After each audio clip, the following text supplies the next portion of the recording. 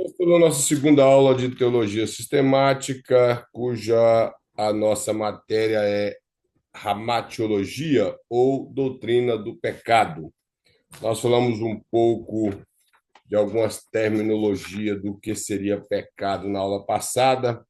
A principal do hebraico tem a sua raiz no hebraico como ratan, que quer dizer errar o alvo, e foi traduzida para o grego com a palavra armatia ou ramatia, que tem o mesmo significado que é errar o alvo. Como nós falamos na aula passada, é a figura de uma pessoa entesando um arco e atirando uma flecha, porém sem rumo, de maneira que ela venha a errar o alvo. Assim é como nós fazemos, ou como o primeiro homem fez, e é o que vem repetindo sobre a humanidade. Na nossa caminhada sempre estamos errando o alvo. E a humanidade sem Deus, sem sequer arrepender em nada assim na vida, sempre nessa caminhada errando o alvo que é servir a Deus. Nosso alvo principal, desde o primeiro homem, era servir ao Senhor com integridade, por completo a Deus. E o homem veio a falhar, sendo ele a nossa árvore genealógica, o pecado de Adão foi transmitido a toda a humanidade. Nós vamos ver isso no decorrer do nosso estudo do período de 7 aulas. E então vamos ver que toda a humanidade foi afetada pelo pecado de Adão. Por isso nós, consequentemente, erramos o alvo. E como já disse, os homens sem Deus, eles vivem nesse erro e alguns às vezes têm algum momento de remorso, mas sempre levando aquela vida indiferente de Deus. Então, nós falamos a respeito um pouco de algumas coisas que é pecado, observamos, às vezes, o pecado como algo que muitas pessoas conseguem enxergar a respeito dos pecados, principalmente os que a Bíblia apresenta como sendo pecado negativo, aqueles que sempre traz o não na frente, como não matarás, não trarás, não roubarás, e, Senhor, e esquecemos dos pecados que às vezes cometemos, deixando de cumprir um mandamento positivo, como um dos que nós falamos bastante aqui a respeito de amar principalmente o próximo, porque, consequentemente, quem ama o próximo ama a Deus, porque a própria Bíblia fala que os mandamentos se resumiam a amar a Deus acima de todas as coisas e o próximo como a ti mesmo. Porém, o apóstolo Paulo, em Gálatas, disse que o cumprimento de toda a lei está em amar o próximo. Então, nós vemos que é um mandamento que constantemente nós, como Igreja de Cristo, estamos falhando nisso e pensamos e ocupamos mais com os chamados pecados de peso, ou os denominados pecadão, onde nós temos facilidade de identificá-los, principalmente na igreja, quando uma pessoa comete uma infidelidade conjugal, atos de homicídio que ocorrem na igreja, infelizmente, como tem ocorrido ultimamente, atos de roubo, que é algo vergonhoso na igreja, mas tem ocorrido bastante também nas igrejas. Então, esses são pecados que nós identificamos com facilidade, mas os pecados, como falamos na aula passada, do menosprezo por alguém, da falta de amor, da nossa capacidade de ofender pessoas com palavras e achar que não, pronunciar palavras ofensivas, tudo isso é pecado e às vezes achamos que não. Ou vivemos com isso com muita tranquilidade. Então, o pecado ele é algo muito abrangente e não é apenas essas coisas tão fácil de se identificar, como eu já disse, o adultério e outros que foram intitulados como pecadão. Então, o pecado, irmãos, é algo muito sério. Aqui o pastor mostra algumas definições de pecado elaborado por alguns teólogos e posto em alguns dicionários, alguns bem completo e outros não. Ele, por exemplo, mostra, de acordo com o pensamento desse teólogo, o Langston, ele fala que pecado é um estado mal da alma e suas manifestações. Em si, o que ele fala é correto. Realmente é um estado da alma, porque a alma é a sede de onde parte os pecados, porém, ele esquece de completar que é contra Deus. Não é simplesmente a questão da maldade da alma, é quando a pessoa transgride um mandamento direto de Deus. Então, essa tendência que a alma do ser humano, onde aloja o pecado, ela sempre tem por apto em transgredir uma lei divina. Alguns anos atrás, com esse pensamento difundido da tricotomia, é claro que são pontos teológicos, não está na Bíblia, mas de acordo com 1 Coríntios capítulo 3, alguns teólogos de pensamento tricotomo chegaram à conclusão que o homem que vive uma vida de pecado ele é considerado um homem almático, de onde surge o nosso pensamento de carnal. Quando a Bíblia fala que alguém é carnal, é porque ele vive de acordo com o curso desse mundo que ele é dirigido por nossa alma. E o homem espiritual é o homem que pende para as coisas do Espírito, quando o Espírito está falando coisas do Espírito Santo, não do Espírito do homem, mas o nosso espírito, que é a parte que nos leva a comunicar-se com Deus e nos leva a estar em comunhão com Deus e afastar do pecado. E a maneira de conseguirmos fazer isso é vivendo uma vida espiritual. Então, eu já falei em algumas aulas passadas como nós identificamos se somos mais espirituais ou carnais barra almático. Seria como se nós pendêssemos mais para as coisas do espírito, então somos espirituais. Se pendemos mais para as coisas da carne, somos carnais. Aí alguém poderia perguntar, mas o que seriam as coisas da carne? Está em Gálatas capítulo 5, versículo 22. Idolatria, lascívia, feitiçaria, dissensões, facções, tá lá as obras da carne. E algumas ali têm muita facilidade de ser identificada e outras não. Por exemplo, a idolatria, sendo ela algo que as pessoas identificam com muita facilidade, porque principalmente os cristãos, que boa parte de cristãos são idólatras e acham que não, eles pensam que não são idólatras, mas são. E aí tem a feitiçaria que, mesmo que eles interpretam ali de uma forma um pouco errada, porque a palavra feitiçaria no grego ali é a palavra farmakos, que de onde vem o nosso termo farmácia, que era uma forma que as pessoas naquela época utilizavam de algumas poções para que eles pudessem entrar em transe e incorporar os espíritos para que pudesse trazer algum tipo, fazer algum tipo de bruxaria. Por isso que a palavra feitiçaria tem a ver com isso. E se nós formos observar hoje, boa parte desses grupos que são levados à prática de feitiçaria, macumbaria e outros, eles vivem de bebidas e até mesmo de alguns tipos de substância para que eles possam se comunicar com o mundo espiritual com mais facilidade. Então, como eu falei, aqui em Gálatas é uma das coisas que mostra. Primeira coisa que o apóstolo Paulo ele classifica é a prostituição, a impureza e a lascívia.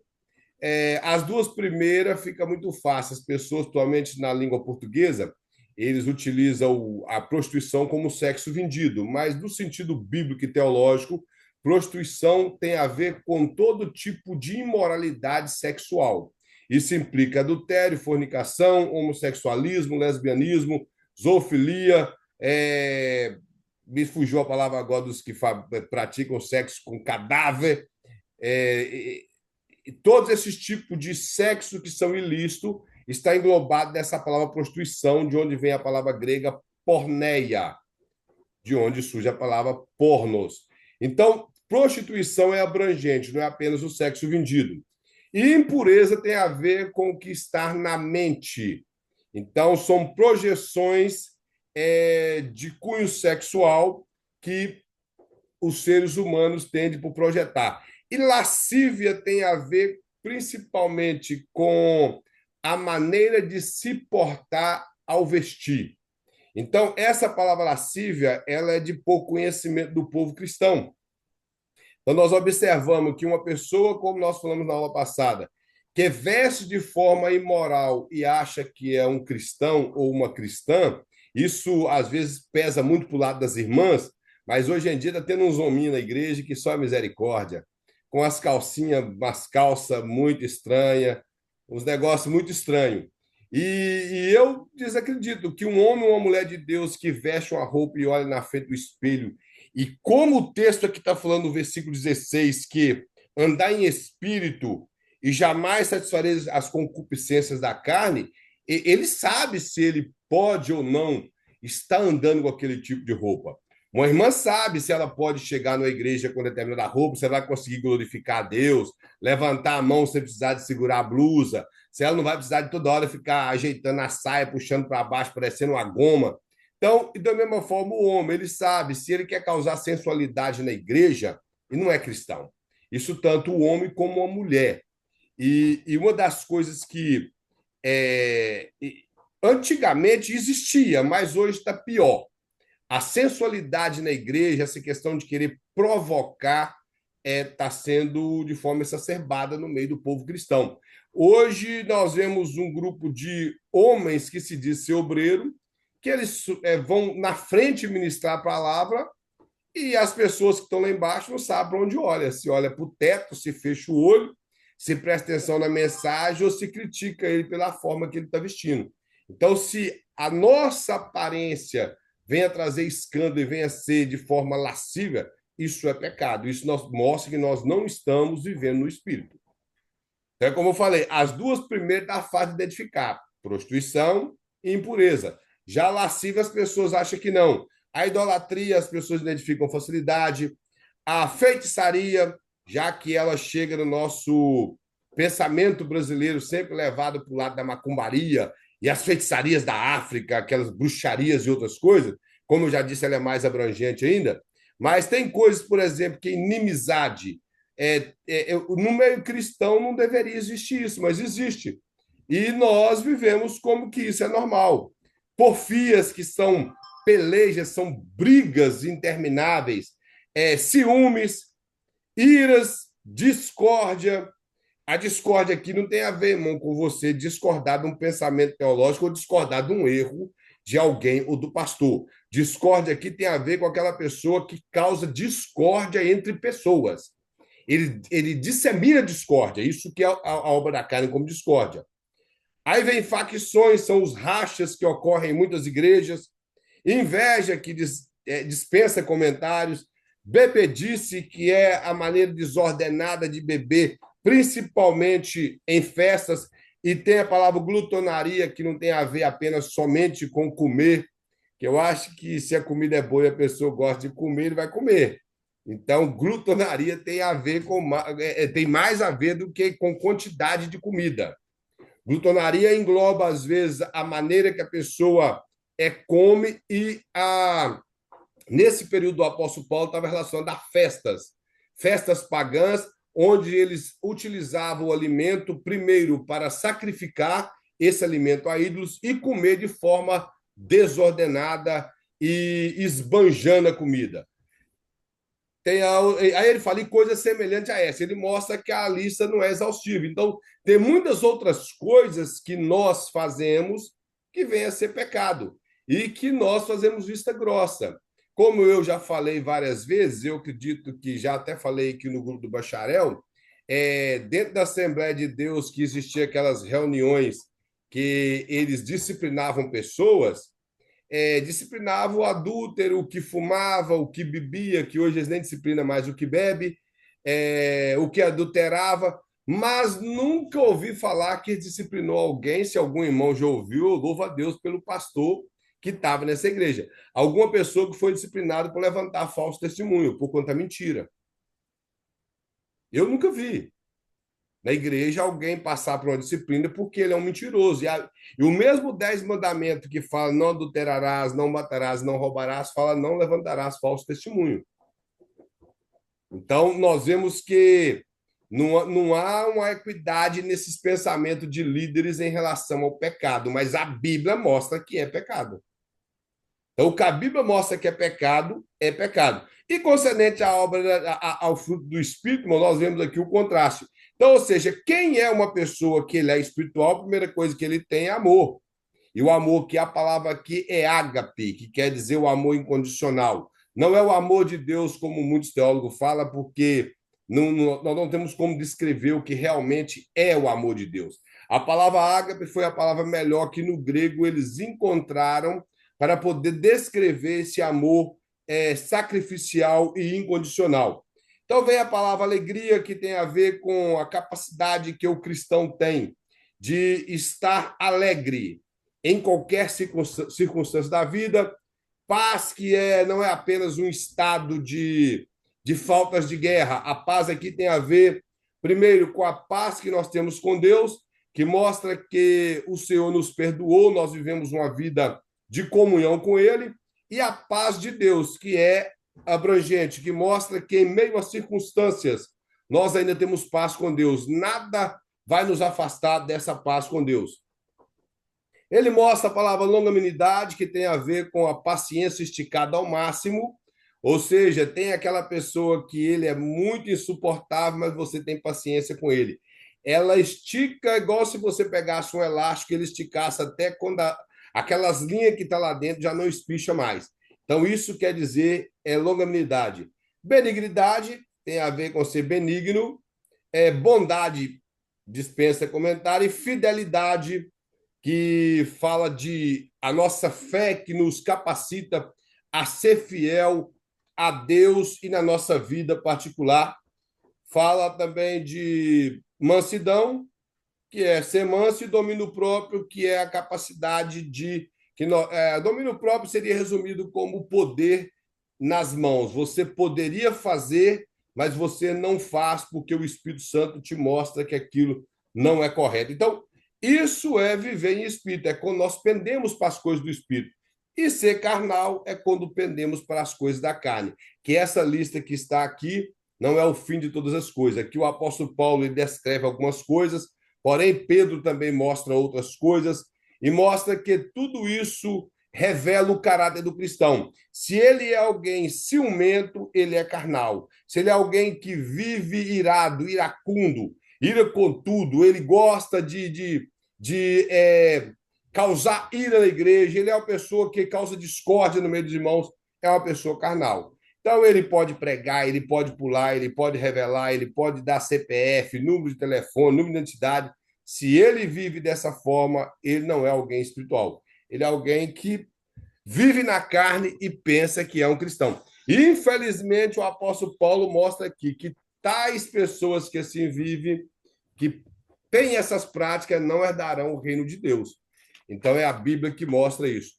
Então, o pastor mostra mais aqui, irmãos, sobre um outro escritor, que é o Ryden.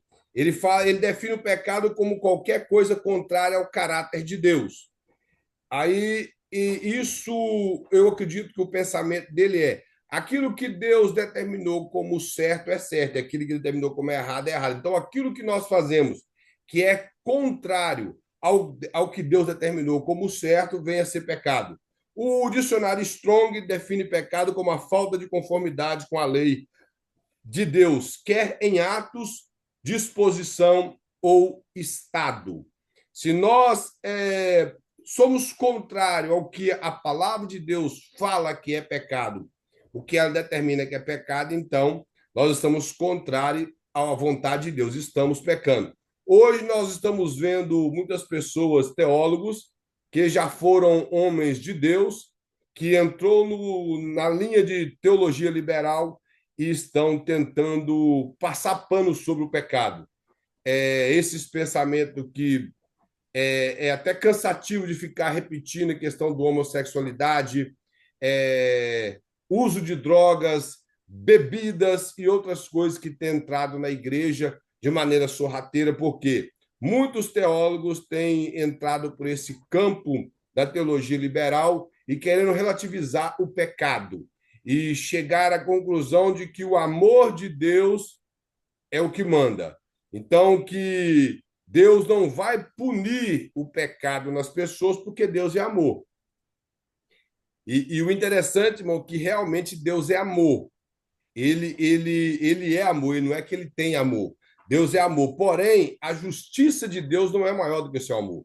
E nem o seu amor é maior do que a justiça, porque Deus tem equidade nas suas coisas. E o que é ser justo? Para Deus, ser justo é diferente do nosso pensamento de justiça. Porque a maneira que nós agimos como pensamos que é justo é completamente diferente de Deus.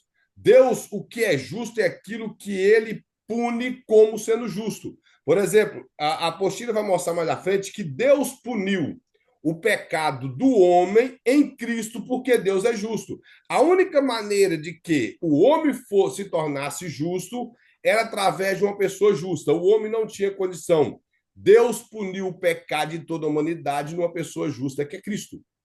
Porque Deus ele é justo. Senão, Deus poderia relevar e levando o homem empurrando, como nós dizemos na linguagem popular, empurrando com a barriga. Ah, deixa eles aí. Não, mas Deus ele é justo. Então, tudo aquilo que está contrário aos padrões divinos é pecado.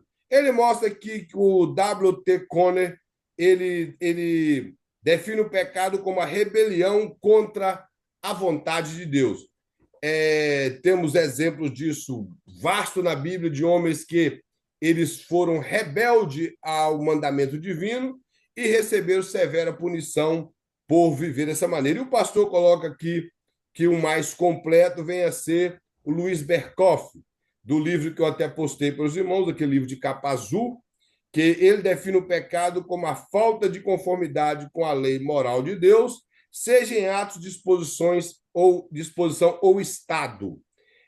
A lei moral aqui, eu creio que o pastor está abrangendo muitas coisas além dos 10 mandamentos, que na Bíblia, a divisão teológica, os 10 mandamentos, ele é a lei moral. Mas eu creio que aqui ele está sendo mais abrangente. Tudo aquilo que tem relação com o que Deus determinou como moral para o homem e que se venha a ser quebrado é pecado, está englobado aqui no pensamento de Luiz Berkoff. Então, quando nós quebramos, quando nós falhamos em cumprir os mandamentos de Deus, nós estamos pecando. Quando nós tropeçamos na lei do Senhor. E a apostila vai mostrar mais aqui à frente em relação que todo ser humano ele é pecador porque ele quebra a lei de Deus. Aí nós sempre ouvimos aquelas pessoas que eu não sei o que passa na cabeça de uma pessoa que pensa isso, ele diz assim, mas e aquela pessoa que nunca ouviu falar da Bíblia, que não conhece a Bíblia? Então ele não está pecando, ele continua pecando. O apóstolo Paulo mostra isso em Romanos 1, que todos os homens eles pecaram porque Deus colocou dentro do ser humano, primeiro, a consciência para que ele entendesse o que é certo e o que é errado, e a natureza, ela revela a grandeza de Deus e que existe um Deus justo e perfeito. E dentro desse pensamento que o apóstolo Paulo mostra, ele vai e descreve que o homem ele é indesculpável diante do Senhor por ele quebrar essa lei da natureza, a lei divina da consciência e, acima de tudo, a lei revelada, que é a lei escrita. No parágrafo embaixo, o pastor coloca aqui, ó, pecado é um mal moral que consiste em ação, omissão ou estado contrário a qualquer lei de Deus, dada às suas criaturas racionais. Então, ou seja, o pecado ele é essa quebra de maneira deliberada daquilo que consiste, que Deus consistiu como lei, aquilo que ele descreveu para que nós venhamos a ter como padrão moral que nos aproxima do Senhor. Como eu falei na aula passada, irmãos, a lei ela revela que nós somos pecadores e ela revela que Deus é um Deus santo, um Deus perfeito. E isso implica que Cristo cumpriu a lei e hoje nós vivemos na graça. Essa graça, nós até falamos que ela não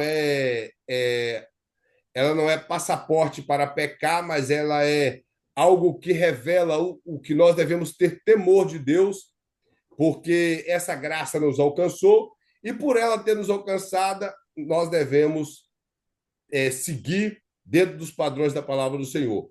E como eu falei, a lei ela nos conduz a Cristo na cruz para a salvação e Cristo nos retorna a lei para a santificação. Ou seja, a lei revelou Cristo como Salvador e Cristo nos retorna a lei para que nós observamos ela e venhamos a distanciar daquilo que é contrário à vontade do Senhor. A página de número A minha folha aqui não está numerada, não, porque eu tive que imprimir umas folhas. Mas no próximo parágrafo, diz assim, ó, a incapacidade do homem de restaurar o que deve a Deus, incapacidade estar-lhe acarretada, não é a causa de dar a devida satisfação à justiça, pois o resultado do pecado não pode justificar o próprio pecado. O pastor mostra aqui, irmãos, que o homem em si ele não tinha condição nenhuma de se restaurar. Ele não tem condição de se restaurar diante do Senhor, como não tinha.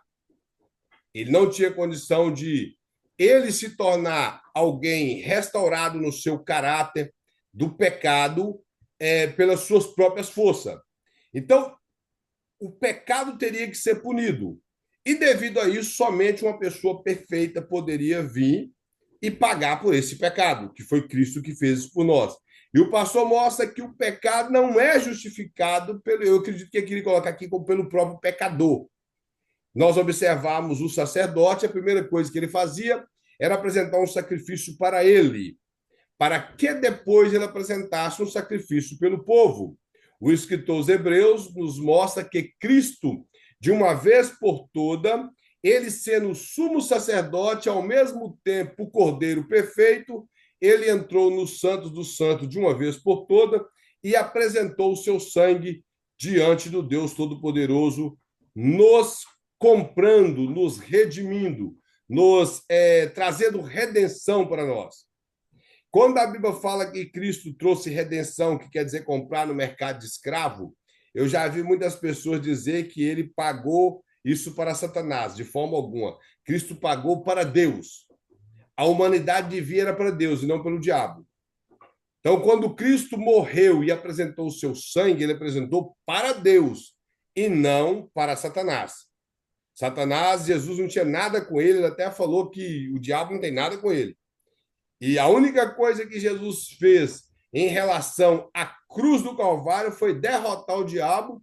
Como eu citei na aula passada, a Bíblia fala que ele cravou na cruz a lei que nos era contrária e despojou todos os principados. Você tirou a força que o diabo utilizava a lei para acusar o homem.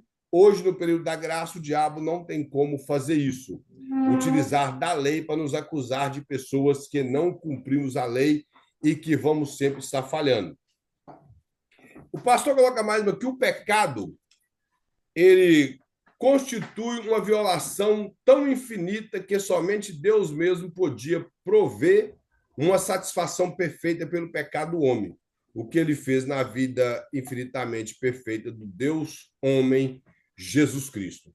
Então nós temos ciência que o apóstolo Paulo ele fala que Cristo ele veio na forma de homem e puniu o pecado na sua carne e ele trouxe salvação a todos os homens. Eu creio que todos os homens, todos os homens mesmo, não tem a ver com classe de pessoas, não tem nada contra quem tem pensamento de predestinação, mas eu acredito que a salvação é abrangente para toda a humanidade. Isso não tira o poder do sacrifício de Cristo, como alguns falam, mas se Cristo morreu por todos e todos não são salvos, então o sacrifício dele foi inútil, de forma alguma. O sacrifício de Cristo é para todos, e os que rejeitam serão punidos justamente porque rejeitou aquilo que foi feito para eles. Então, eu acredito que o sacrifício de Cristo é para toda a humanidade, de maneira que aqueles que rejeitam, eles rejeitam para que isso venha a ser testemunho contra eles próprios. O apóstolo Paulo, quando ele fala do ministério que Cristo confiou a ele, e as pessoas criticavam, dizendo que não tinha muito resultado, ele ainda chega a dizer que o evangelho que ele pregava era cheiro de vida para aqueles que aceitavam o evangelho e cheiro de morte para aqueles que rejeitavam o evangelho. Então, ou seja, ele ainda fala: nós somos o bom perfume de Cristo. As pessoas que reconhecem o sacrifício do Calvário como o sacrifício de Cristo, a ressurreição de Cristo, e aceita isso e entrega a sua vida para Deus, eles estão reconhecendo o sacrifício e serão justificados por ele. Aqueles que rejeitam esse sacrifício e vivem uma vida de qualquer maneira, quando vier os últimos dias e vier o período da ressurreição ou do juízo final, eles serão julgados por isso. Porque não é porque é bom ou simplesmente porque é mal, mas porque viveu uma vida de costa para a cruz de Cristo. Então, a salvação é para todos os homens. E, como eu já falei, a única maneira de punir o pecado seria no homem perfeito. Os animais, eles apenas cobriam pecados, eles não limpavam o pecado. E chegou um período que Deus precisava de punir o pecado da humanidade sobre alguém perfeito. Nós não tínhamos condições. Cristo foi a única pessoa que pisou nessa terra que cumpriu todos os requisitos de perfeição, sendo ele o próprio Deus que encarnou, como nós todos sabemos, e o pecado foi punido em Cristo. Por isso é que quando Cristo, lá no Getsêmani, ele fala: passe de mim esse cálice sem que eu beba, não tem a ver com medo, como alguns pregam, não tem a ver que Cristo queria rejeitar a cruz. Isso seria inaceitável pelas Escrituras. A Bíblia fala que Cristo é o Cordeiro morto desde a fundação do mundo, então era impossível ele rejeitar a cruz. Se tem uma predestinação, é que Cristo já estava predestinado a morrer. Então, não existe a possibilidade. E muito menos medo. Se os apóstolos morreram felizes, por que é que Cristo, sendo o Salvador, ia ter medo da cruz? Os irmãos já observaram isso? E eu não sei se os irmãos já ouviram algumas pregações de pessoas falar que no Getsemane Jesus teve medo. Nos meados dos anos 97, 98, até surgiu uma lição da escola dominical da CPAD que Cristo teve depressão no Getsemane. Vocês nunca viram essa lição, não? Cristo teve depressão no Getsemane. É umas questões que hoje em dia tentam enfiar muita psicologia com a Bíblia e chegar isso aí falando que Elias teve depressão, que Jeremias teve depressão, que Jó teve depressão e que Jesus também teve depressão, porque ele teve medo lá no Getsemane. Jesus não teve medo. Não existe isso na Bíblia. Quando Jesus fala: passe de mim esse cálice sem que eu beba, o que é cálice na Bíblia? Lá em Apocalipse mostra 7 cálices da ira de Deus. Lá em Gênesis 14, Deus fala para Abraão que o povo de Abraão desceria para o Egito, passaria lá 400 anos, até que o cálice da ira de Deus enchesse sobre a vida dos amorreus. Então, cálice tem a ver com ira. Quando Jesus está dizendo: passe de mim esse cálice, ou seja, que a ira de Deus seria derramada sobre ele quando ele assumisse todo o pecado da humanidade. Razão esta que ele grita na cruz: Deus meu, por que me desamparaste? Pelo fato que quando ele assume o pecado de toda a humanidade, Jesus não se fez pecador, mas se fez pecado por nós. E a Bíblia deixa muito claro que o pecado distancia o homem de Deus. Por isso, naquele instante, Deus ficou distante de Cristo, por ele se tornar pecado por nós. Então, não tem a ver que Jesus estava com medo, que Jesus pensou em parar, que Jesus não queria assumir a cruz. E esse monte de histórias para enfeitar a pregação. O que a Bíblia quer deixar claro é que Cristo sentiu o pavor da solidão, de que Deus estaria, como que nós podemos usar uma linguagem assim mais humana, de costa para eles na cruz do Calvário. Seria simplesmente isso, nada mais que isso, desses montes de enfeite de pregação. Jesus não teve medo de momento algum lá no Getsêmani. Então, a única maneira era essa. Jesus Cristo, o homem, o pecado foi punido nele. Os escritores bíblicos deixam muito claro, nunca saiu palavra torpe de sua boca, ele não conheceu o pecado, então por isso o pecado foi punido na pessoa perfeita. A observação bíblica é muito clara nos evangelhos quando o próprio Cristo se entrega à morte. Porque a Bíblia fala que a morte reinou aonde tem pecado. O apóstolo Paulo escreve isso em Romanos, que a morte só reina onde tem pecado. Se Cristo nunca pecou, a morte não tinha como levá-lo. Por isso ele se entrega à morte. Ele fala, Pai, em tuas mãos eu entrego o meu espírito. E Lucas, escrevendo no livro de Atos, numa das pregações de Pedro, Pedro fala que as ânsias da morte não pôde prender a Cristo. Por isso ele ressuscitou ao terceiro dia, trazendo salvação a todos os homens. E ele ainda diz mais, que em nenhum outro nome há, dado entre os homens, debaixo dos céus, pelo qual o homem possa ser salvo.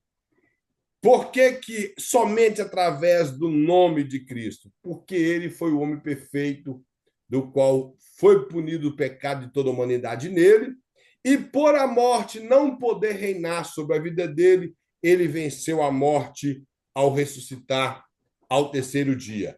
E nós seremos ressuscitados, ou aqueles que já dormiram no Senhor, e nós que estamos vivos, Jesus voltar, seremos transformados, receberemos um corpo igual dele e estaremos na eternidade com o Senhor, em toda a eternidade, que não tem como descrever o que vem a ser essa eternidade. A única coisa que eu sempre costumo dizer que a eternidade não tem a ver simplesmente com longevidade, tem a ver com qualidade de vida.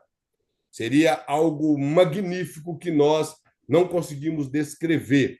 A forma simbólica que João descreve a eternidade, mostrando novos céus e nova terra, mostrando que a igreja vai estar com Cristo nesse novo céus e nova terra, representado pela chamada Jerusalém celeste.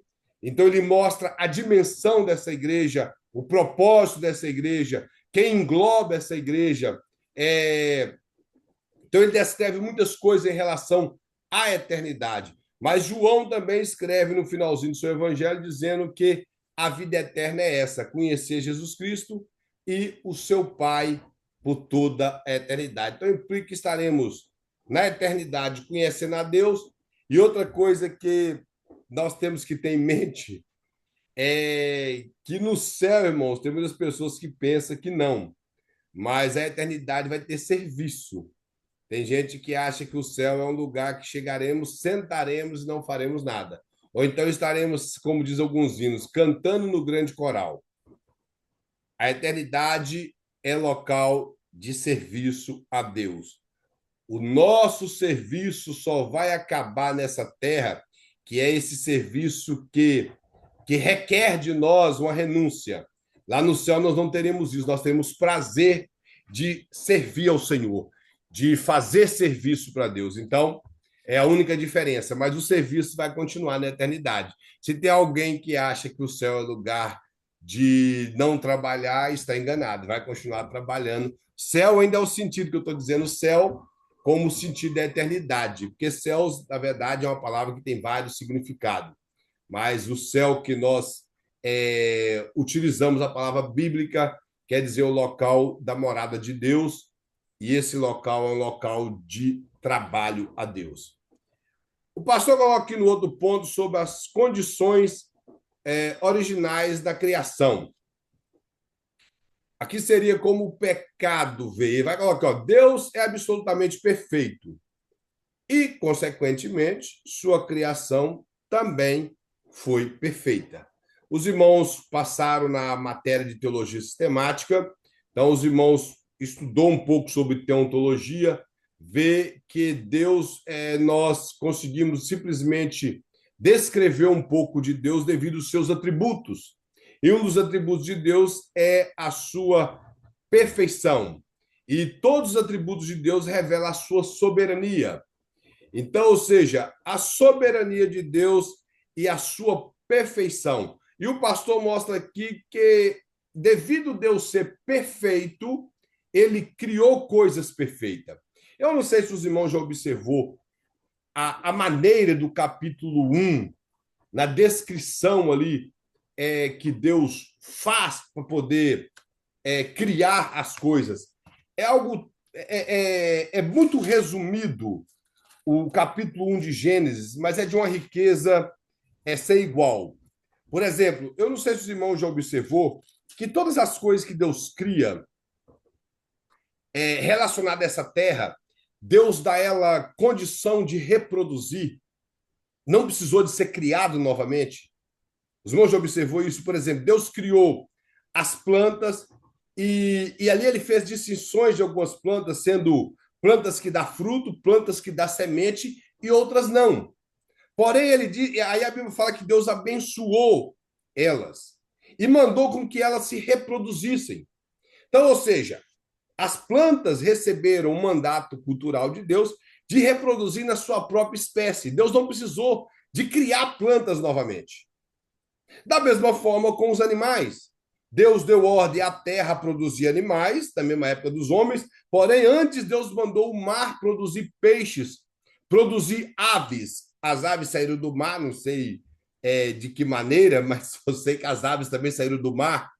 E elas têm a sua capacidade, a Bíblia fala que Deus também abençoou elas, e elas têm a sua capacidade de reproduzir na sua própria espécie. Isso mostra a perfeição de Deus.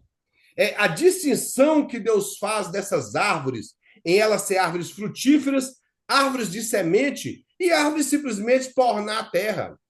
Os animais, de uma maneira que as espécies de animais elas se reproduziriam, dando origem a animais da mesma espécie. Por exemplo, eu particularmente não acredito que todas essas espécies de animais vou colocar que são muito parecidos com o cavalo, que tem a zebra, tem a mula, tem o jumento e outros que são da mesma espécie. Eu, particularmente, acredito que Deus criou um e eles se evoluíram na espécie. Não tem a ver com evolução. A evolução dentro da própria espécie existe. Não existe evolução de que cavalo vira peixe ou peixe vira pássaro. Não. Cavalo vai ser sempre cavalo, cachorro vai ser sempre cachorro. Mas a evolução nas espécies existe. Por exemplo, hoje nós vemos muitos cachorros que eles são mutações genéticas em laboratórios. Os irmãos sabem disso. Então, mas o cachorro continua sendo cachorro. Os irmãos, um pitbull é cachorro. Um Rottweiler é cachorro, só são determinados com nomes diferentes, mas são da mesma espécie. Então, ou seja, Deus, ele abençoou e nessa criação ele deu condição de que ela se reproduzisse na própria espécie. Isso mostra a perfeição de Deus. E uma vez eu ouvi uma frase muito interessante que uma pessoa perguntou: Deus ele é perfeito ou é detalhista? Eu fui e disse: Deus ele é perfeito e por isso ele observa os detalhes. Ele faz coisas com detalhes. Pela perfeição de Deus, da sua santidade, ele determinou que o culto no livro de Levítico tivesse detalhes. E os detalhes do culto levítico, se os irmãos observar na perfeição divina, que até a roupa do sacerdote e do sumo sacerdote foi feito por alguém que tinha que estar cheio do Espírito Santo. E como eu já falei, por exemplo, não sei se algum irmão ou alguma irmã que costura, se alguém costura, faz a roupa que quer, mas a roupa do sacerdote era só alguém que estava cheio do Espírito Santo que teve que fazer. Então, os irmãos observam uma coisa que o candelabro, ele foi feito, a mesa dos pães da proposição, o altar de incenso, a arca da aliança, o altar de holocausto e a pia do lavatório. Todos foram feitos por um homem que, eu não sei porquê, se desse o desenho na mão dele, ele faria. Ele sabia trabalhar com aquilo. mas ele precisou da presença do Espírito Santo para poder criar aquelas coisas. Mas quando você vai para o templo de Salomão, Salomão ele reproduziu peças no templo, com exceção da Arca da Aliança, e lá a pessoa que reproduziu não era cheia do Espírito Santo. Eu não sei se os irmãos já observaram isso no livro de Crônicas. As peças originais foram feitas por uma pessoa cheia do Espírito Santo. As réplicas que Salomão fez, porque o templo era bem maior do que o tabernáculo, então ele fez. Ele lá não tinha apenas uma pia de lavatório, lá tinha um mar de vidro, para que os sacerdotes pudessem se lavar. Se os irmãos observarem, vão ver lá 7 candelabros. No tabernáculo existia apenas um, mas como o templo era grande, precisava de 7 luzes para poder clarear o templo. As mesas, o altar de holocausto, ele fez mais de 3 altares de holocausto, ou seja, para que pudesse queimar mais sacrifícios. Mas no tabernáculo só existia um. A única peça do tabernáculo que não teve reprodução foi a Arca da Aliança. Todas as demais peças do tabernáculo teve reprodução. Porém, as reproduções não foram feitas por pessoas que não estava cheio do Espírito Santo, como foi no princípio. Mostrando de Deus em relação à sua criação e aquilo que ele pede do homem. E como eu disse, irmãos, a criação de Deus no capítulo 1 de Gênesis é algo magnífico, quando nós observamos toda essa criação. E tudo que Deus fez, ele deu condição de que essa criação reproduzisse, para que ele não não tivesse necessidade de construir mais coisas, de criar mais coisas, ou melhor dizendo. Não temos como descrever se Deus, todo esse vasto universo que nós temos, ou melhor, esse vasto planeta que nós temos, que é o planeta Terra, ele ornou todo o planeta da maneira que ele é, ou se foi só uma localidade, dali ele foi reproduzindo, nós não sabemos. Eu, particularmente, creio que ele ornou toda a Terra da maneira que ela é, com plantas frutíferas, com plantas de semente, com os animais que existem com a mesma maneira de reproduzir sobre a sua espécie. E, claro, porque as pessoas, eu não sei se os irmãos têm esse tipo de pensamento, ou se já ouviu alguém pensar assim e expressar. As pessoas têm uma mente que a criação de Deus se resume ao jardim do Éden. Eu não sei se os irmãos já observou isso. As pessoas têm um pensamento desse, que o jardim do Éden é o que foi criado no período da criação, mas de forma alguma. A Bíblia deixa muito claro, até o próprio jardim foi feito depois que tudo já estava feito. A Bíblia fala que Deus plantou um jardim no Éden. Éden era a região e não o nome do jardim. Éden era o local que o jardim foi posto. Então, ou seja, todo esse planeta que nós vivemos e que podemos contemplar, ele foi criado de maneira perfeita.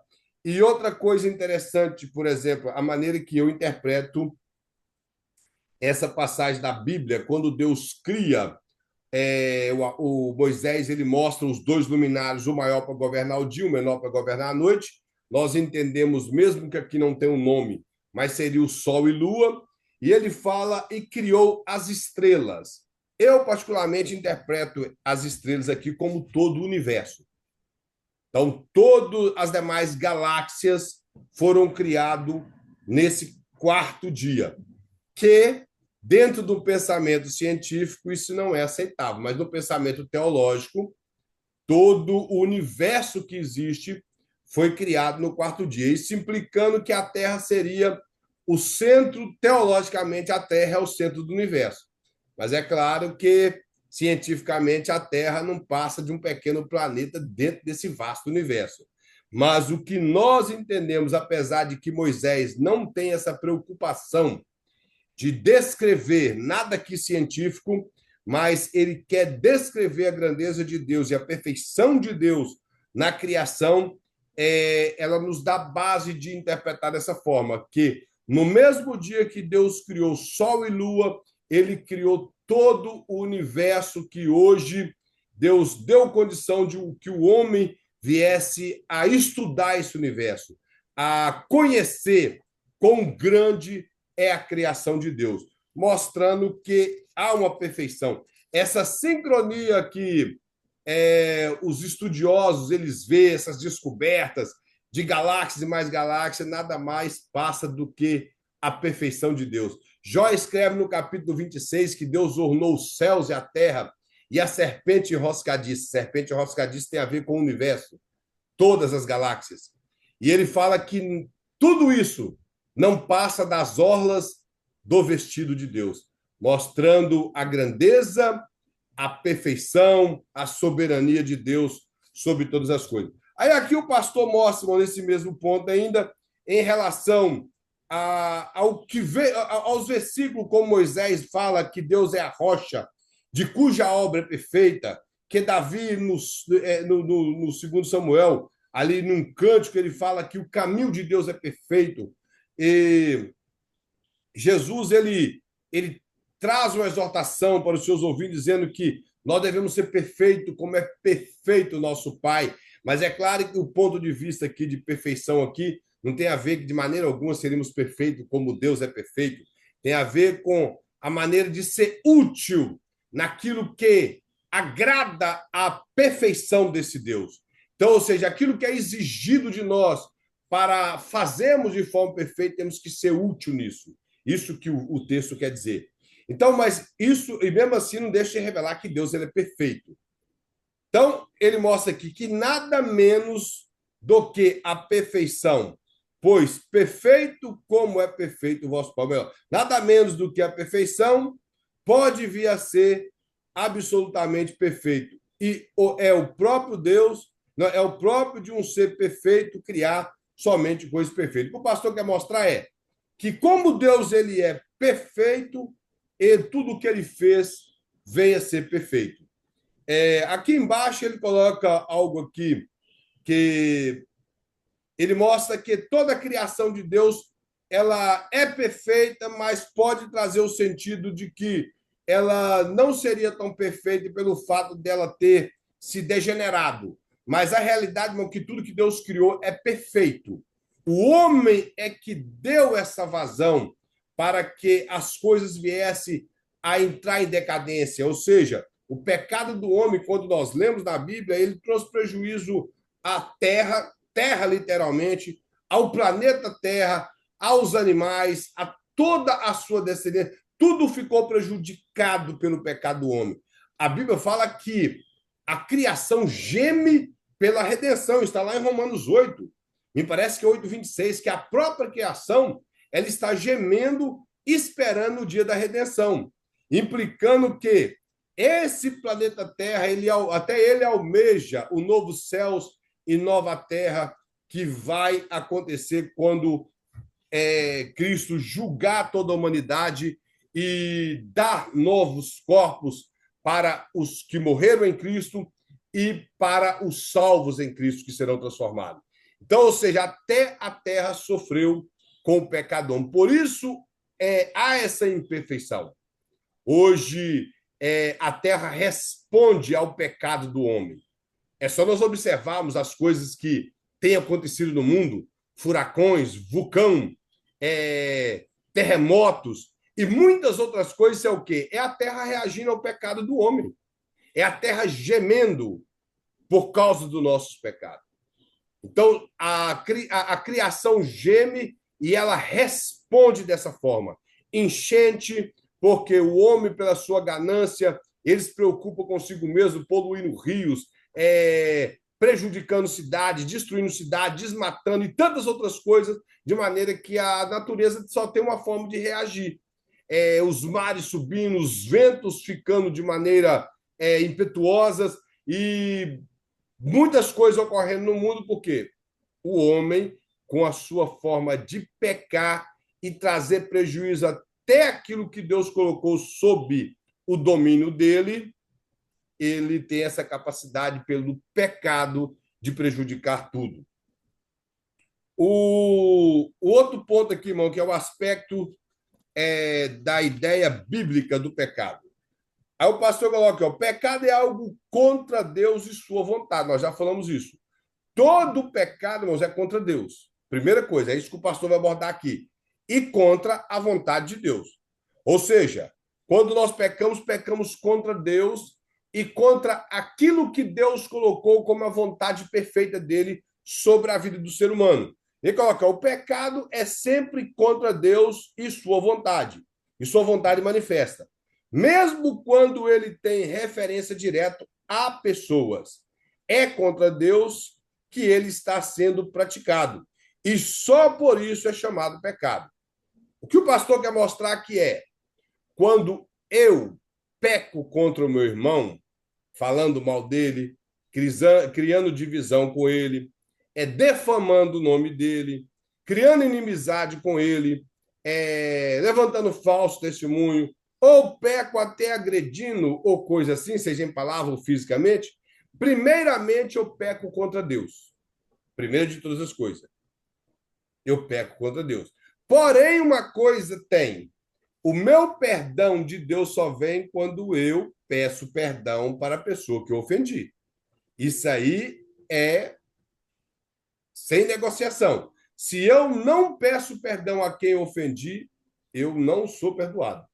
A Bíblia deixa isso muito claro na oração modelo, conhecido como oração do Pai Nosso. Lá fala: perdoa-nos as nossas dívidas, assim como nós perdoamos nossos irmãos. E às vezes nós liberarmos perdão se torna mais difícil do que nós pedimos perdão. Esse dia atrás, na verdade, é um vídeo antigo. Eu creio que aqui muitos irmãos conhecem, ouviu falar do pastor Arlindo Teodoro.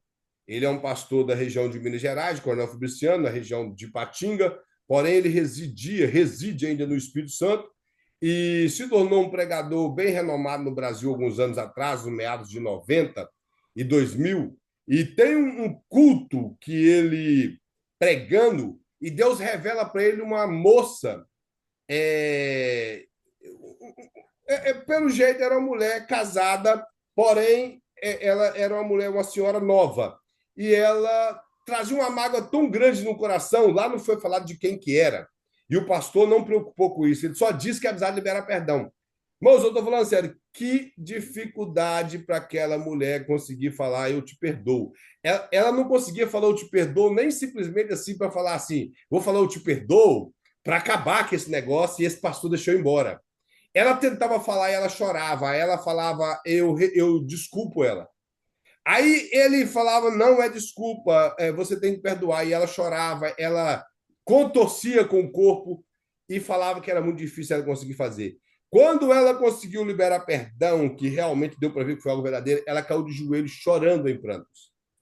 E ele orando para Deus abrir o coração dela. E eu conheço, irmãos, pessoas que têm uma dificuldade muito grande de liberar perdão.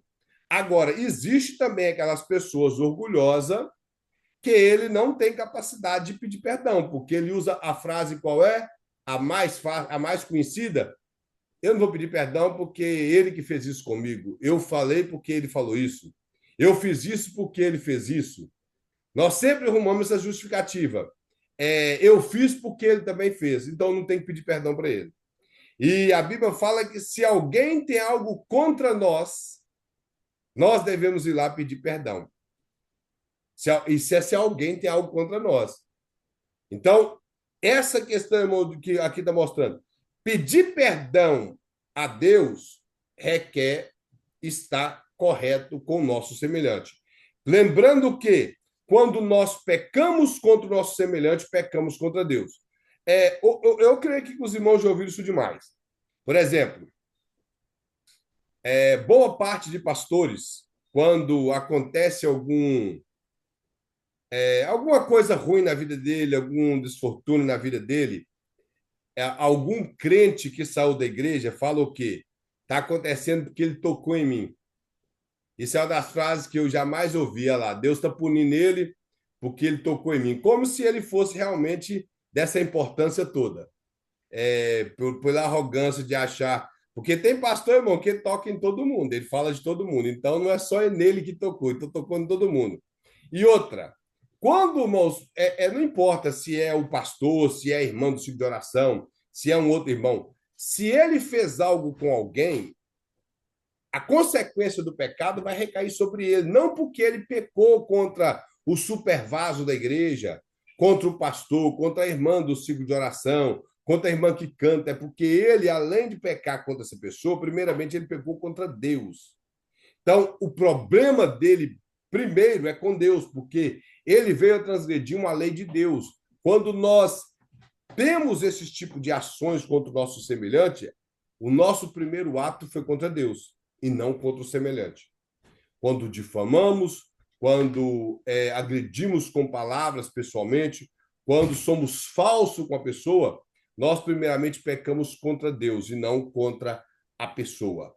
Então é isso que o pastor quer mostrar aqui, com todo pecado é contra Deus primariamente. Ele vai mostrar aqui, Deus tem dado ao homem normas de vida para serem observadas.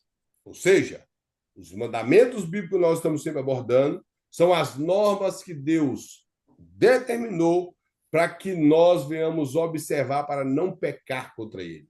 O Salmo 119 deixa muito claro como, apesar que lá está dizendo o jovem purificará o seu caminho, e a resposta é observando segundo a sua palavra, que é a palavra de Deus.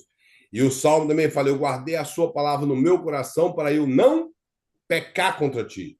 Então, a única maneira de nós conseguirmos vencer o pecado é guardando a palavra de Deus em nossos corações.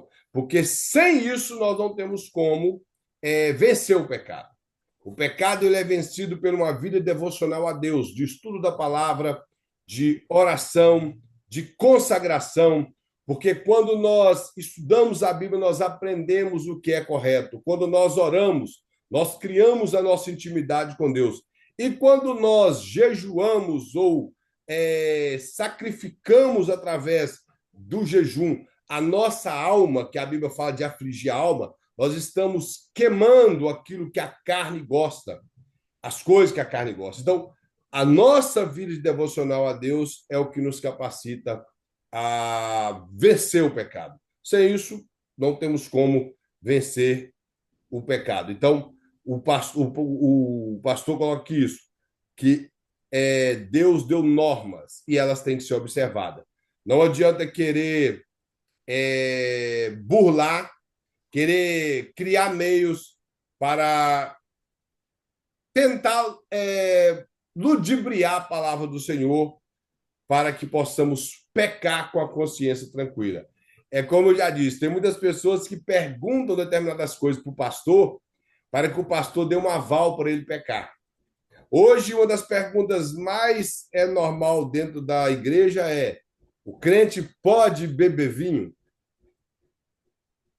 É o que as pessoas mais têm perguntado. Por quê? Porque se o pastor falar que pode, ele vai beber vinho.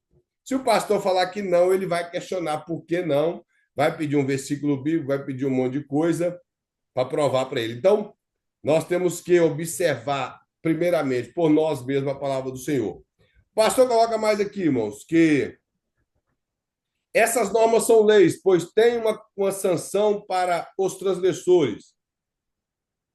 Aí coloca, essas leis foram reveladas na criação, na consciência moral do homem e principalmente nas escrituras. Ou seja, o pastor quer mostrar que quando nós quebramos essa lei que Deus deixou para nós, nós teremos punição ao transgredir essa lei.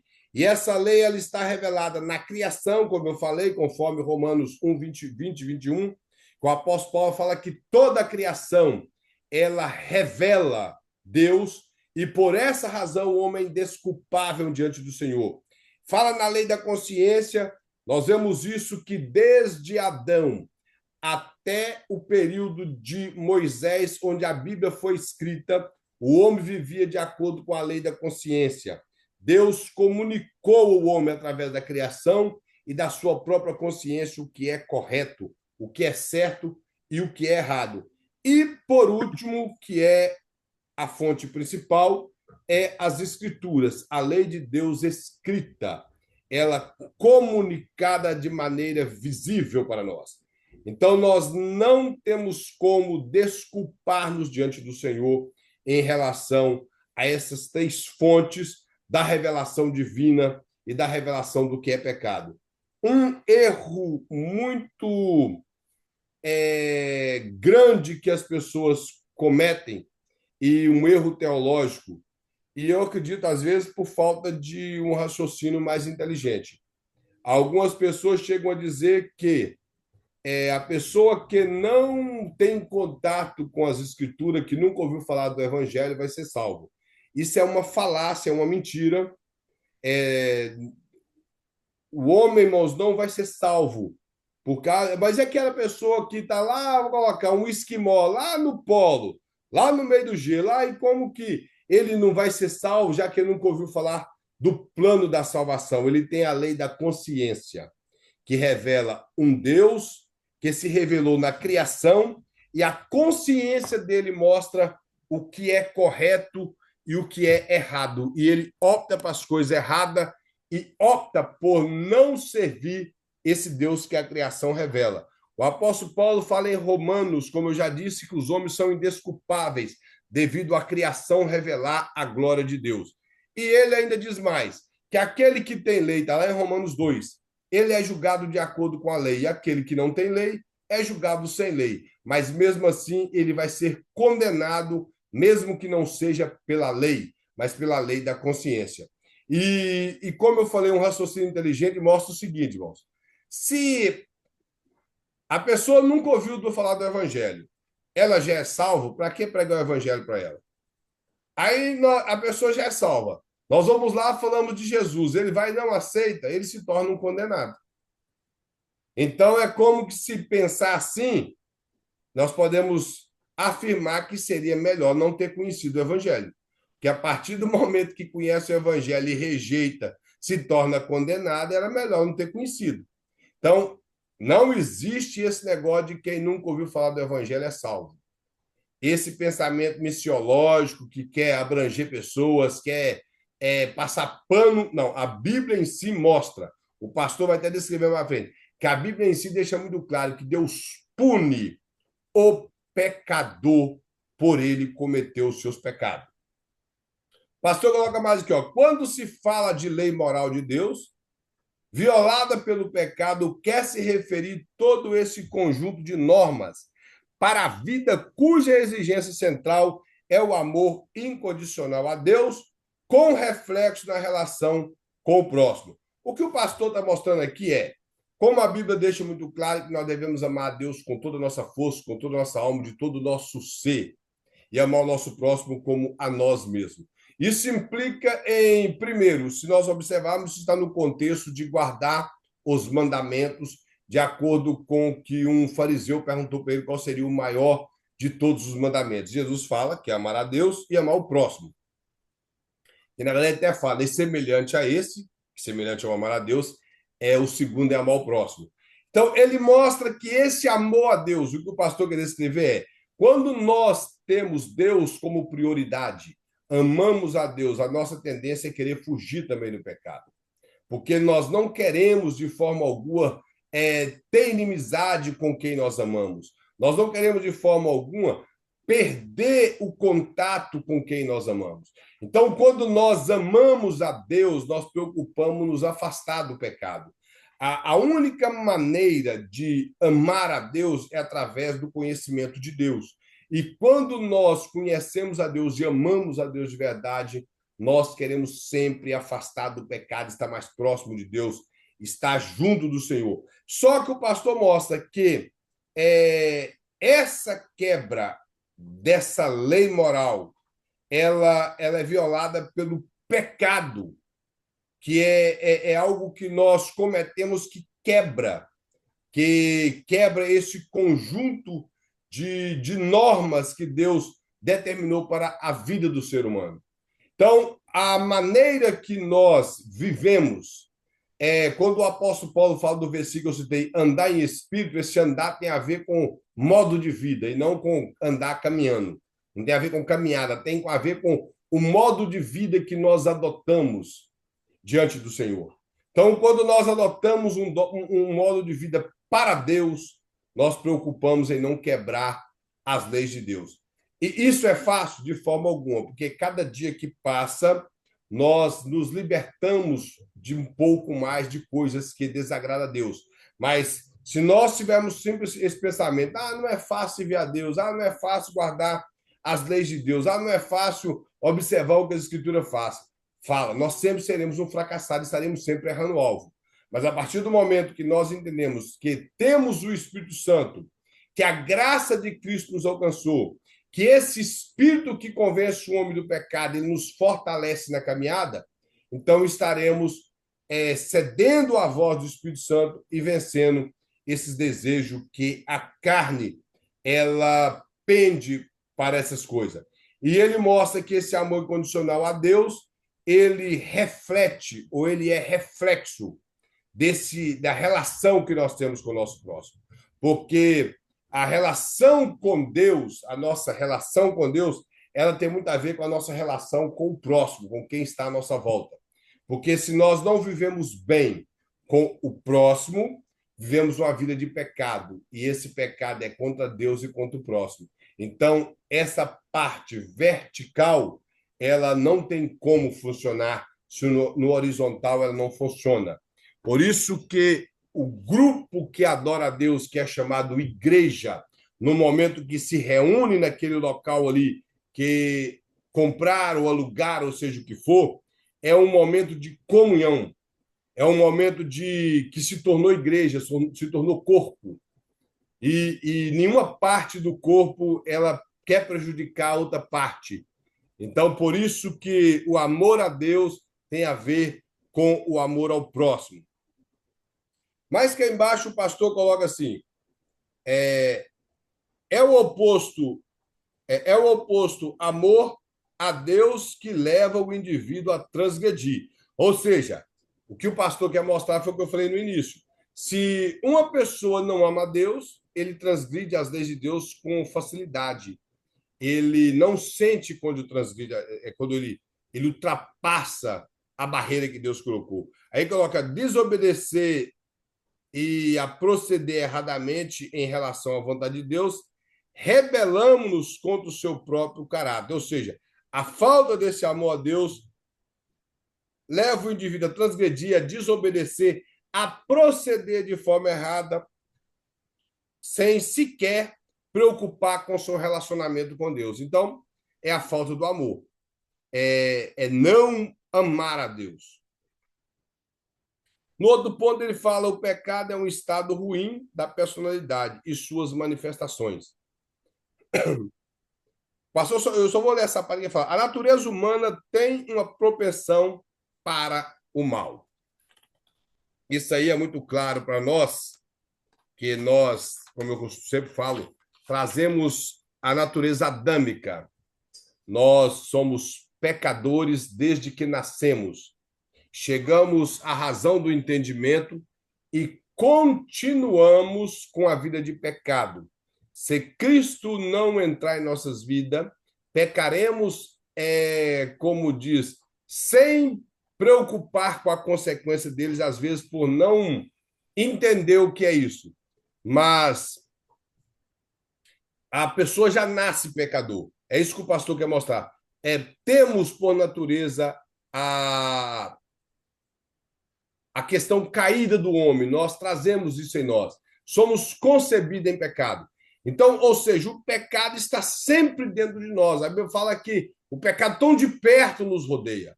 E se ele tão de perto nos rodeia, é só observar o que Deus falou para Caim, que o mal estava à espreita. Se ele arrependesse, ele seria aceito, mas ele não arrependeu e ele teve a chance de arrepender, mas ele optou para cometer o pecado. Isso porque ele já trazia de início a natureza caída de Adão. E isso não é diferente conosco. Então, o muito que nós vemos, a criança, ela nasce ali, nós vemos, é tudo bonitinho, é inocente, Mas é só observar quando a criança começa a falar, as crianças começam a conviver uma junto com a outra, elas ali têm aquela tendência de tomar as coisas da outra, de não dar uma coisa à outra quando está comendo, além da inocência, mas isso é a tendência que nós temos para o pecado. E a facilidade que uma criança de 5 a 7 até a 10 anos ela proferir palavras que ela consegue copiar de alguém, palavras obscenas, palavras agressivas, xingar e outras coisas, contar mentira. Uma criança de 7, 8 anos consegue contar mentira. Eu, particularmente, tenho ela como uma pessoa inocente, mas isso revela o caráter pecador nessa criança. A partir dos 12, da maneira que eu entendo, é que ela é responsável pelos atos dela. Mas isso mostra que uma criança, mesmo sendo inocente, essa questão da inocência é a questão do seu raciocínio, ela ainda traz consigo a natureza caída. Na outra página, o pastor fala assim: ó, a natureza pecaminosa é a capacidade, a inclinação humana para fazer tudo aquilo que nos torna responsáveis aos olhos de Deus. Irmãos, eu particularmente acredito na soberania divina, porque eu não sou louco de não acreditar nisso. Deus, ele é soberano e ele governa todas as coisas. Nada foge dos olhos e da mão de Deus. Mas uma coisa que eu não acredito é que Deus decretou todas as coisas. Por exemplo, um grande pregador, ele é um dos melhores pregadores que está tendo ultimamente. Não é o melhor, mas é um dos melhores. Ele tem um conhecimento muito bom da Bíblia, consegue prender os pregadores, as pessoas a ouvi-lo, que é o John Piper, mas ele, em uma das suas entrevistas, ele disse que o 11 de setembro já estava decretado por Deus, que aquilo foi uma obra de Deus, 11 de setembro. O 11 de setembro, irmãos, é algo de uma mente demoníaca, de homens que não conhecem a Deus, que não conhecia a Deus, que planejou aquilo com a ajuda do diabo, não tem a ver com o decreto divino. Pode ter a ver com a permissão de Deus, porque Deus permite aquilo que ele quer. Como Deus dá muitos livramentos, Deus permite coisas. Mas falar que foi um decreto de Deus, por exemplo, eu costumo, já falei isso, que Deus decretou essa aula aqui hoje, que ela teria, eu como professor, já estava nos arcanos divinos, porque foi decretado por ele, e nós teríamos 6 alunos na sala de aula. É como se Deus já tivesse feito tudo e nós seríamos apenas bonequinhos na mão do Senhor, da qual ele completa a história que ele já escreveu.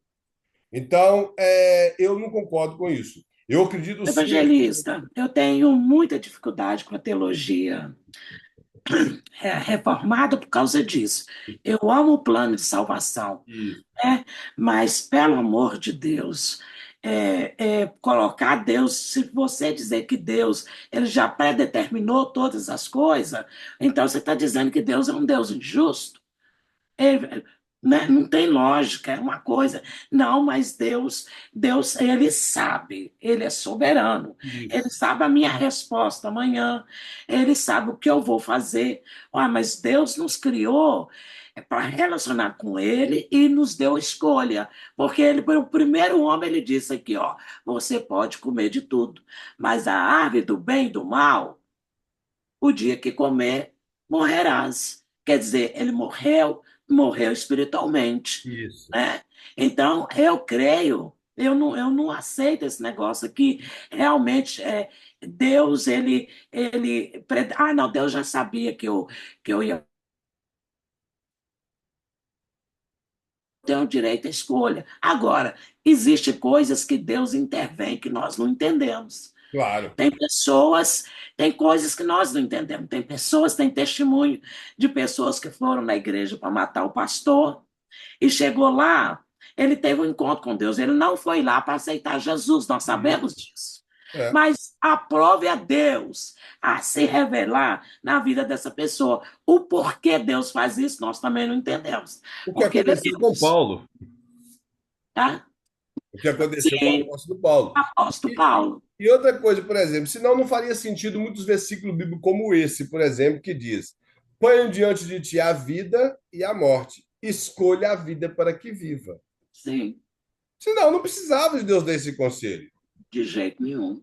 E como muitas outras coisas da Bíblia, o próprio, por exemplo, quando Salomão pecou, Deus disse que o reino dele seria rasgado.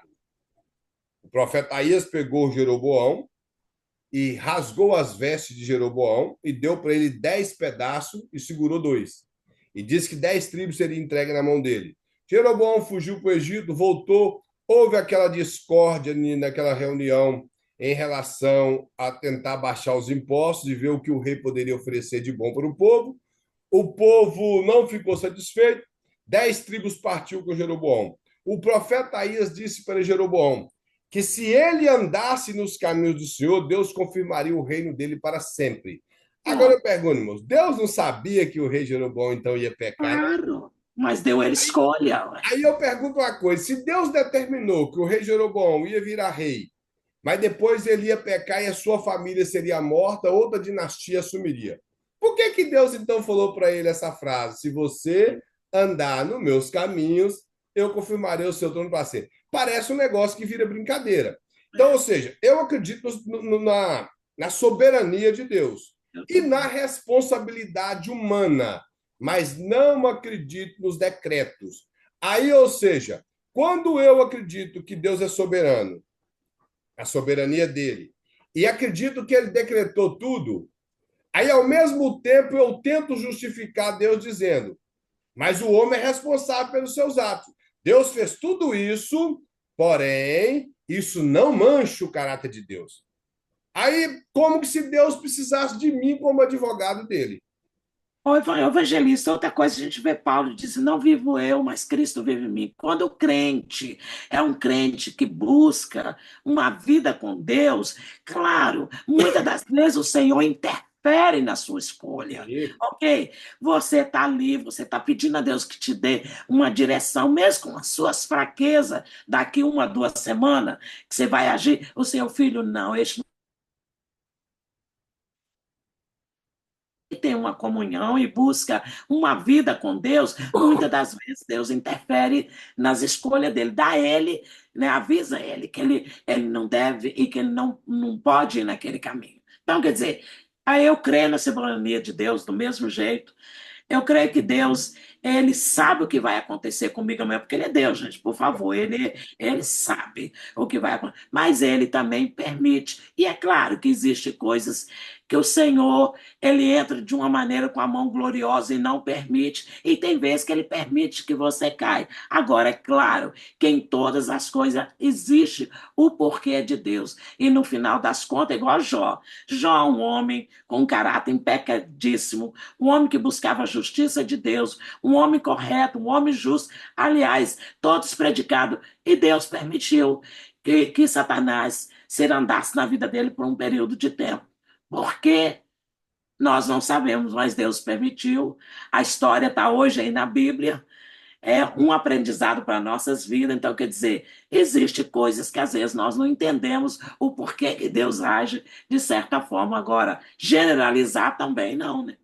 Claro. E quando você pergunta alguma coisa para essas pessoas que têm essas defesas estranhas, que são jogos de palavra, eles jogam com palavra para confundir a cabeça das pessoas. Aí, se alguém vai e pergunta, mas me ajuda a entender se Deus ele faz essas coisas, isso não reflete no caráter de Deus? Aí ele vai falar assim: olha, isso está relacionado à economia divina. Isso não, Deus não revelou para nós.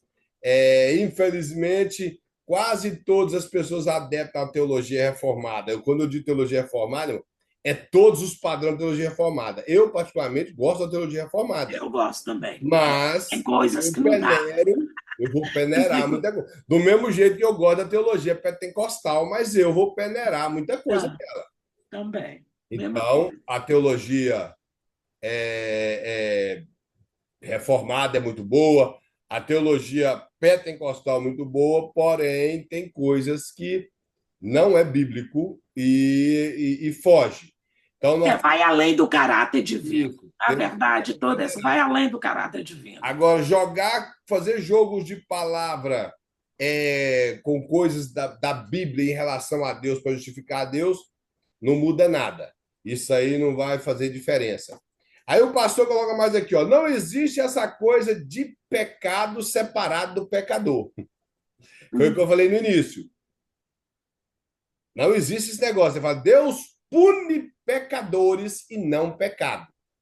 Então, por isso que eu disse que o homem ele está indesculpável diante do Senhor, devido à lei da consciência, à lei da natureza e, acima de tudo, à lei escrita, a palavra do Senhor. Ah, mas nunca leu a Bíblia. Não leu porque não quis. A Bíblia, toda casa tem uma Bíblia. Nem que seja aquele Novo Testamento dos Gideões, aquele cinza antigo ou azulzinho, lá tem. E uma Bíblia católica daquelas grandes, ilustrada, bonita, quase toda casa tem. Então, e se não tem, não comprou porque não quis. As pessoas são indesculpáveis diante de Deus, por causa que Deus vai punir o pecado, o pecador. Todo pecador vai ter a sua punição no dia do juízo final. Eles serão indesculpáveis diante de Deus. Não tem como fugir disso. E por isso que eu não concordo com a frase que Deus ama pecadores e aborrece pecado. Eu não sei como que consegue separar pecado de pecador. Pecador é quem comete pecado, então os dois estão unidos. Não existe essa separação. Ah, Deus ele ama o pecador. Bom, Deus amou todo mundo. E por isso ele deu seu filho. Já foi executado o que teria que ser feito. Então, cabe às pessoas hoje, ou seja, quando a Bíblia fala assim, ó, Deus amou o mundo, aí a interpretação vem embaixo, fala, Deus amou o mundo de tal maneira, apesar que a palavra tal maneira não tem nada no grego. Lá mostra que Deus amou o mundo que deu o seu filho. Isso mostra, ou seja, a consequência do amor de Deus desembocou em Deus dar o seu filho. Então, já aconteceu. A humanidade toda já foi amada por Deus. E a maneira que Deus fez para retribuir isso foi dar o seu filho. Então, hoje, quem não aceita Cristo, conforme o próprio Cristo fala para Nicodemos, já está condenado. Se ele não quer, se ele não crê, ele já está condenado. Então, não existe um espaço para a pessoa falar: ah, Deus ama todos os pecadores, mas aborrece o pecado. Mentira. Mentira. Deus amou o homossexual, Deus amou o homicida, Deus amou o estuprador, amou o pedófilo, mas Deus não ama essas pessoas que vivem nessa prática hoje. Nós temos que ser claros nisso. Se ela vive assim, morre assim, são pessoas que serão condenadas ao lago de fogo eternamente. Então, Deus amou e deu o seu filho.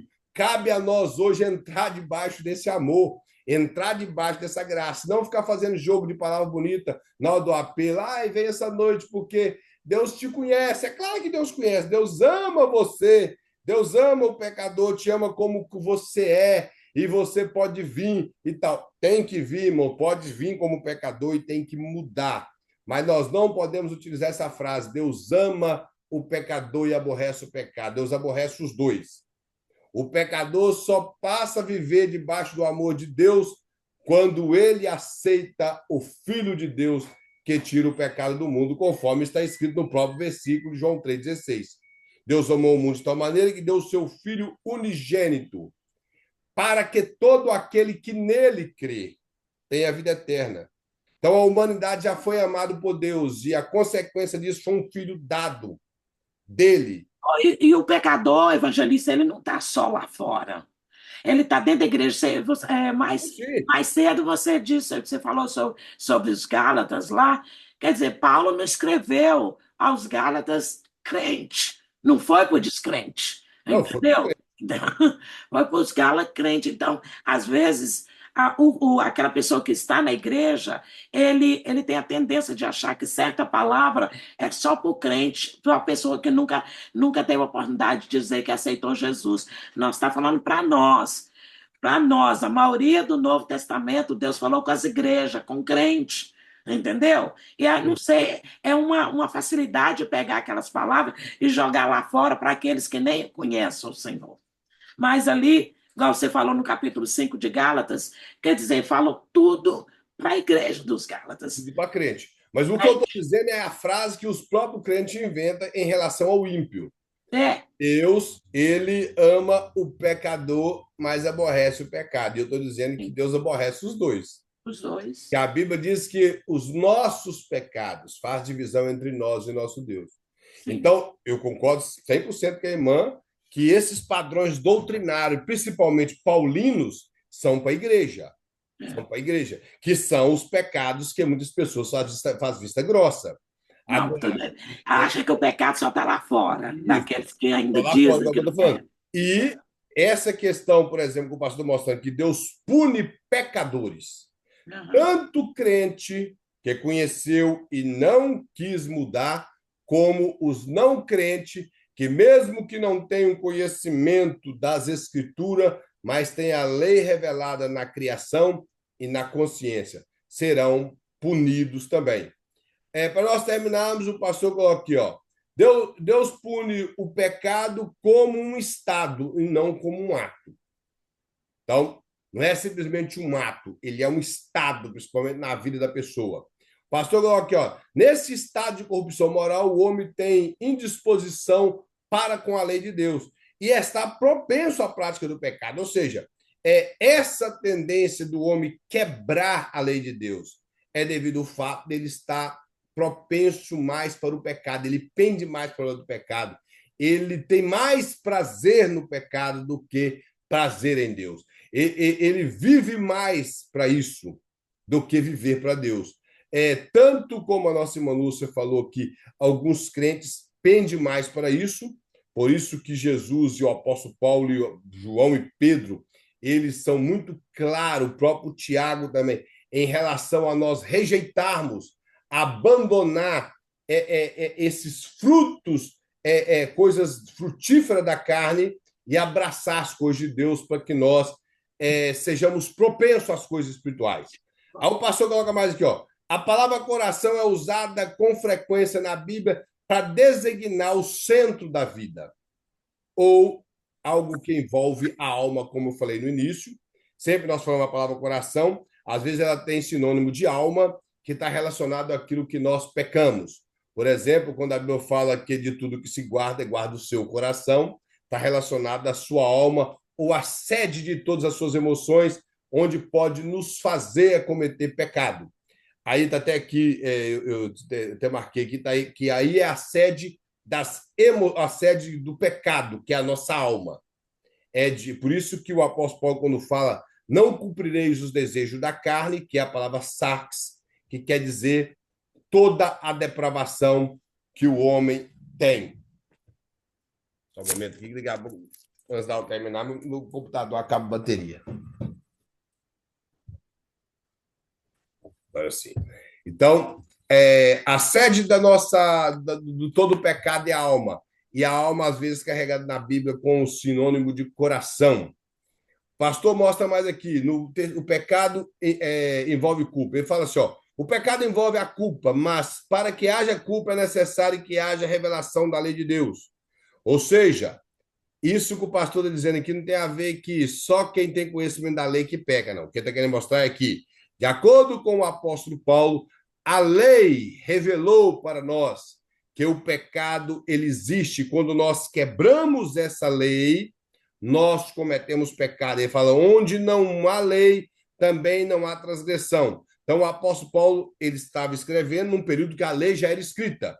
Então, ele está mostrando para o povo de Roma que todos os homens pecaram. Se os irmãos observarem do capítulo 1 ao capítulo 7 de Romanos, ele está mostrando que todo homem caiu em pecado, que todos são pecadores, todos dependem da graça de Deus, que a lei revela que o homem é pecador, que a lei ela mostra que nós somos depravados. É isso que o apóstolo Paulo está mostrando do 1 ao 7 de Romanos. Então, aí ele vai e mostra para o povo de Roma, se não tem lei, não tem pecado. Mas como existia lei, e a lei mostra que é pecado, então o homem era pecador. Mas no outro parágrafo fala assim, ó, sem revelação especial o conhecimento da vontade e do caráter de Deus seria muito precário. O que o pastor quer mostrar é que essa revelação especial é a palavra de Deus. Então, a palavra de Deus, ela revela a vontade perfeita de Deus e ela revela o caráter perfeito de Deus. Então, mostra que hoje nós temos um conhecimento vasto de Deus. Nós que queremos, estudamos, dedicamos a palavra do Senhor, buscamos aprender do Senhor, por quê? Porque existe uma lei escrita, existe um livro que revela a grandeza de Deus para nós. Se não existisse, como o pastor coloca, seria precário para nós. E coloca mais aqui, uma vez dado a lei, cabe ao homem a responsabilidade de procurar conhecer e cumprir as determinações divinas, conforme os textos que estão aqui. O homem tem que buscar isso, todos os seres humanos, não simplesmente obreiros ou estudantes de teologia. E é claro que nas igrejas deveria ter pessoas que transmitissem para os membros da igreja o valor das escrituras, o quanto a escritura é magnífica e despertaria no povo o interesse de estudar as escrituras.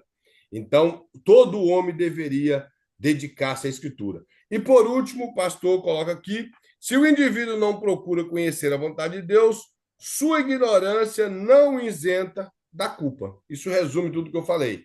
A ignorância em relação ao conhecimento bíblico, em relação às leis ditadas por Deus, não isenta o homem da culpa do pecado. Ele simplesmente pecou pela ignorância que ele acumulou na vida dele, porque a palavra de Deus está aí. E ele não usou da palavra porque não quis. Então, é isso que o pastor quer mostrar. Procurar conhecer a vontade de Deus, ela tira toda a ignorância teológica do homem.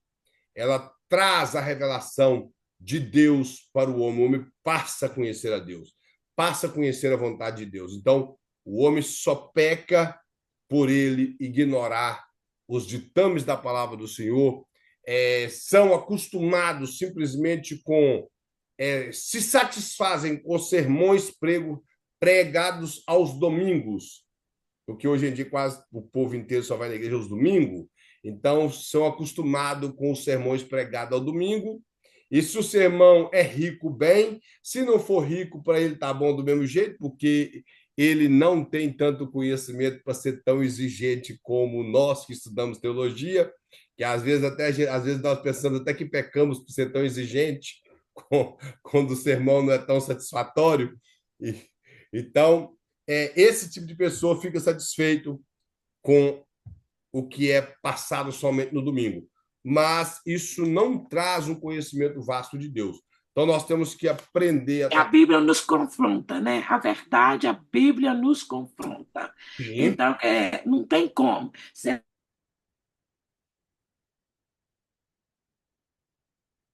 fala quem você é, então não tem como. É ler na palavra de Deus mesmo. Ela é verdadeiramente espelho. Então, irmão, nós vamos ficar por aqui. Na próxima aula estaremos continuando a respeito dessa doutrina do pecado, que é muito importante para essa grade teológica que estamos estudando aqui no Bereia. Amém? Vamos agradecer ao Senhor por mais um momento que passamos aqui e logo após estaremos terminando a nossa aula. Que Deus possa estar abençoando os irmãos.